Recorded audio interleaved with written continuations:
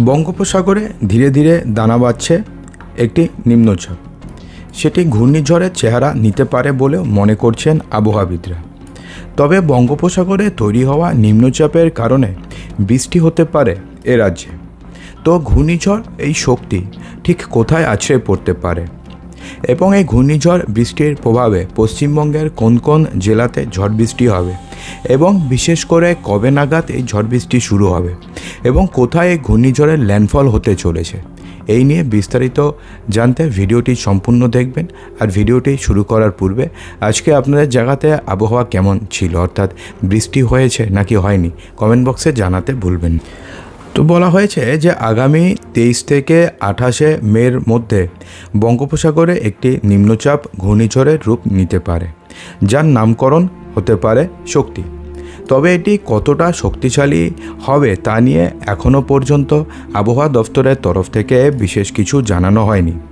আবহাওয়াবিদরা বর্তমানে মনে করছেন যে ঘূর্ণিঝড় যদি তৈরি হয় তাহলে তার প্রভাব পড়তে পারে উড়িষ্যা এবং পশ্চিমবঙ্গের উপকূলবর্তী এলাকাগুলোতে। বাংলাদেশেও এর প্রভাব পড়তে পারে। আবহাওয়াবিদদের কথায় বঙ্গোপসাগরে যদি ঘূর্ণিঝড় তৈরি হয় তাহলে সেই ঘূর্ণিঝড়টি আগামী 29 মে অর্থাৎ আগামী সপ্তাহের বৃহস্পতিবারের মধ্যেই স্থলভাগে আছড়ে পড়তে পারে। তো সেক্ষেত্রে এই ঘূর্ণিঝড়টি স্থলভাগে ওড়িশা এবং পশ্চিমবঙ্গ উপকূলে আছড়ে পড়ার সম্ভাবনা রয়েছে। ভারতের ওড়িশা এবং মায়ানমারের রাখাইন প্রদেশের মধ্যবর্তী কোনো একটি স্থানে আছড়ে পড়তে পারে এই ঘূর্ণিঝড়। তবে ঠিক কোথায় আছড়ে পড়বে তা এখনও পর্যন্ত নির্দিষ্টভাবে জানাতে পারেননি আবহাওয়াবিদরা। ঘূর্ণিঝড়ের শক্তি কেমন হবে তাও এখনও নিশ্চিত করে বলতে পারছেন না আবহাওয়াবিদরা। তবে ঘূর্ণিঝড় নিয়ে এখনও পর্যন্ত কোনো স্পষ্ট তথ্য দেয়নি মৌসুম ভবনও। তবে সাগরে যে নিম্নচাপ তৈরি হচ্ছে সেটা কিন্তু তারা ইতিমধ্যে স্পষ্টভাবে জানিয়ে দিয়েছে।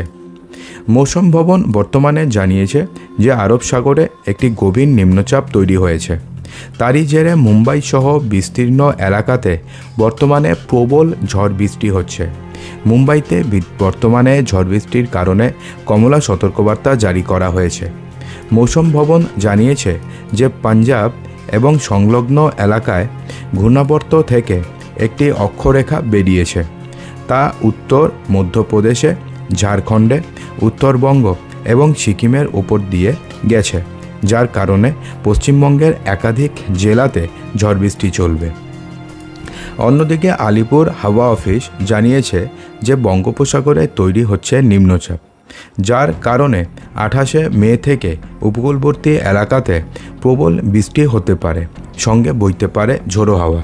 তো বন্ধুরা, এই পরিস্থিতিতে আপনারা যেখান থেকে ভিডিওটি দেখছেন সেখানের আবহাওয়া কেমন রয়েছে অবশ্যই কমেন্ট বক্সে জানাতে একদমই ভুলবেন না।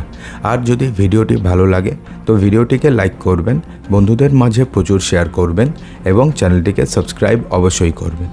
তো দেখা হচ্ছে আমাদের আগামী ভিডিওতে আরও কিছু ইম্পর্টেন্ট নিউজ নিয়ে। ততক্ষণের জন্যে ভালো থাকবেন, সুস্থ থাকবেন।